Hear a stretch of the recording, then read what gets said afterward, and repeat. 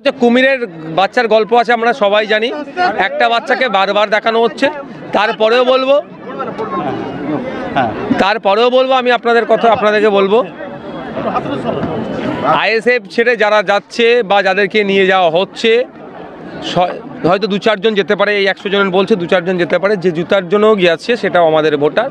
কি হচ্ছে জানেন, যে ব্যবসা করে, বাণিজ্য করে, ভ্যান চালায়, টোটো চালায়, রিক্সা চালায়, স্ট্যান্ডে দাঁড়াতে দেবে না, মারধর করবে বা কাজ কেড়ে নিচ্ছে। ফলে তারা রুটির কথা ভেবে তারা আজকে তৃণমূলের ঝান্ডা ধরছে, কিন্তু দিনের শেষে ভোটটা আইএসএফের পক্ষেই আসবে। অভিষেক বন্দ্যোপাধ্যায় এখানে প্রশাসনিক সভার জন্য আসছেন, তার ঠিক আগের দিনে আপনার এই সভা, এটা কি মানে নির্বাচনী প্রচারও শুরু হয়ে গেল? দেখুন, অভিষেক বাবু কবে আসবেন না আসবেন তার এটা নির্বাচনী ক্ষেত্রে তিনি 24 ঘন্টা থাকবেন, তার একান্ত ব্যক্তিগত ব্যাপার। তার জন্য আমাকে আগের দিনে করতে হবে এরকম ব্যাপার নয়।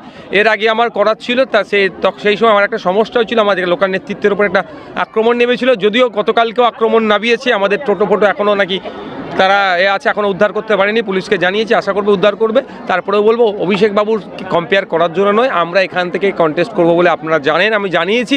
তার প্রস্তুতি অবশ্যই আজ থেকে যদি মনে করেন তা আপনার বলতে পারেন, আজ থেকে প্রস্তুতি নিলাম আমরা। কন্টেস্ট বলতে আপনি কি কন্টেস্ট করছেন? করা হচ্ছে বা বলা হচ্ছে যে আপনি ভোট কেটে বিজেপিকে সুবিধা করে দেবেন। দেখুন, এই ক্যাসেট আর বাংলার মানুষ খাবে না। এটা 2019-এ বাজিয়েছিল, 2021-এ বাজিয়েছে, 2000 পঞ্চায়েত নির্বাচনে বাজানোর চেষ্টা করেছিল, 2024-এ বাজাচ্ছে। ব্যাপারটা হচ্ছে, যদি ও কথাই বলেন তাহলে তৃণমূলকে ভোট দিয়ে তাহলে লাভটা কি হচ্ছে? সিএ এর বিরুদ্ধে যখন ভোটাভুটি হচ্ছিল, অভিষেক বাবু কোথায় ছিলেন? তৃণমূলের 7টা এমপি সেখানে অনুপস্থিত ছিল, এবং কতজন ভোট দেয়নি সে ডেটাটা তুললেও তো বোঝা যাবে। বাংলার মানুষ বুঝতে পেরে গিয়েছে। বরঞ্চ আজকের ডেটা বলছে, তৃণমূলের যে অবস্থা, যে জায়গায় পৌঁছেছে, তৃণমূল বরঞ্চ ভোট কেটে বিজেপিকে সুবিধা করবে। আমার মনে হয় অভিষেক বাবুর কাজ হবে সত্যিকারের অর্থ যদি হয়, বা তৃণমূলের এই 2024 নির্বাচনে বিভিন্ন জায়গা থেকে তাদের কন্টেস্ট করা বন্ধ করতে বলুন, আমরা বিজেপির বিরুদ্ধে লড়াই করি, বিজেপিকে পরাস্ত করি, আমাদেরকে সুযোগ করে দিই। আপনি ডায়মন্ড হারবার থেকে নির্বাচনে লড়বেন, তারপরে কি কোথাও দেখা যাচ্ছে অভিষেক বাবু অনেক বেশি ডায়মন্ড হারবার কেন্দ্রিক হয়ে যাচ্ছেন? দেখুন, ব্যাপারটা হচ্ছে অভিষেক বাবুর পায়ের নিচে মাটি আছে কি না নাই তিনি বুঝতে পেরেছেন, সেই জন্য মাটি আঁকড়ে পড়ে থাকার চেষ্টা করছে অভিষেক। আমি এখন ডায়মন্ড হারবারে লড়বো বলে আমি বলেছি। এখন দেখুন, অভিষেক বাবু এখানে আছে, যখন নমিনেশন করব দেখবেন বেডিং পত্র বাড়ি থেকে নিয়ে এসে ডায়মন্ড হারবারের লোকসভার মধ্যে যে 7টা বিধানসভা আছে, তো 7টা তো বাড়ি বানিয়ে সেখানে থাকতে হবে। তবে যাই করুক না কেন, ডায়মন্ড হারবার লোকসভার মানুষ প্রস্তুতি নিয়েছে।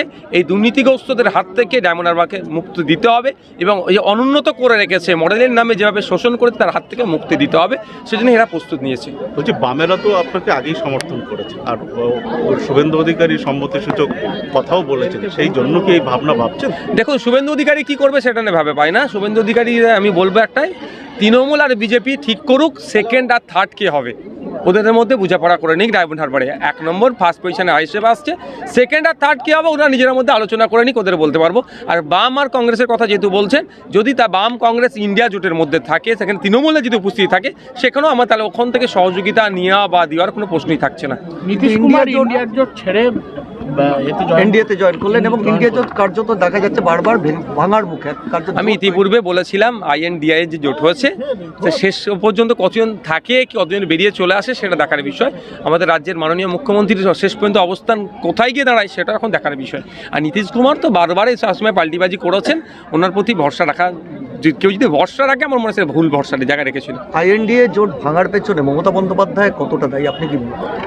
দেখুন, কতটা দায়ী আমি বলতে পারবো না, তবে মমতা ব্যানার্জি কোনো মতেই চাইবেন না আইএনডিআই জোট শক্তিশালী হোক, তথা বিজেপি কেন্দ্রে দুর্বল হোক, কোনো মতেই চাইবেন না। মমতা ব্যানার্জি সবসময় চাইবেন বিজেপি কেন্দ্রে শক্তিশালী থাকুক, কারণ বিজেপিকে শক্তিশালী দেখাতে পারলেই পশ্চিমবাংলার যে ভোটটা মমতা ব্যানার্জির দলের একটা পকেট ভোট হিসাবে করে রেখেছে, ভোট ব্যাংক, তাদেরকে ভয় দেখিয়ে সেই ভোটটাকে সুরক্ষিত রাখতে পারবে। এখন ভয় দেখাতে পারছে না, সেই ভোটটা বেরিয়ে যাচ্ছে, ফলে সে হেনতেন প্রকারে বিজেপিকে আরও বেশি কীভাবে শক্তিশালী করা যায় তার চেষ্টা মধ্যখান থেকে করছে।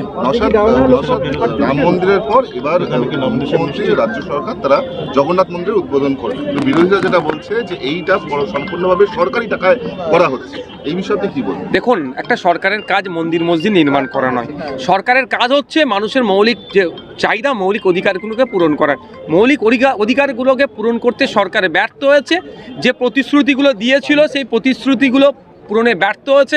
একদিকে বলেছিল 2 কোটি চাকরি, 15 লক্ষ টাকা, এইদিকে ডবল চাকরি, সাচার কমিটির সুপারিশ থেকে শুরু করে যে যে অঙ্গীকারবদ্ধগুলো হয়েছিলেন 6 মাসের মধ্যে শিল্প করে দেবো, ক্ষমতায় আসলে সরকারি সমরে দিয়ে দেবো, সবেতে ব্যর্থ হয়েছে। ফলে মানুষের মাইন্ডকে ডাইভার্ট করার জন্য, ধর্মীয় আবেগকে কাজে লাগানোর জন্য কেউ রাম মন্দির করছে তো কেউ জগন্নাথ মন্দির করছে।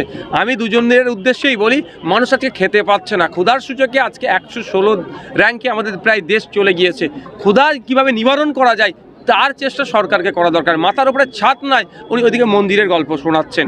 এতে মানুষ খাবে না, যাই করুন না কেন মানুষ এদের বিপক্ষে ভোট দেবে। আপনি কি ডায়না লোকপ্রাণ কেন্দ্র থেকে দাঁড়াচ্ছেন? আমি তো আমার ইচ্ছা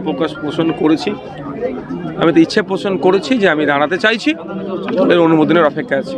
গতকাল থেকে এই সভা বানচাল করার পরিকল্পনা, একাধিক মানুষকে মারধর করা হচ্ছে, এখনো পর্যন্ত আপনাদের একটা অটো নাকি উদ্ধার করতে। দেখুন, এটা হচ্ছে তৃণমূল কংগ্রেসের কালচার।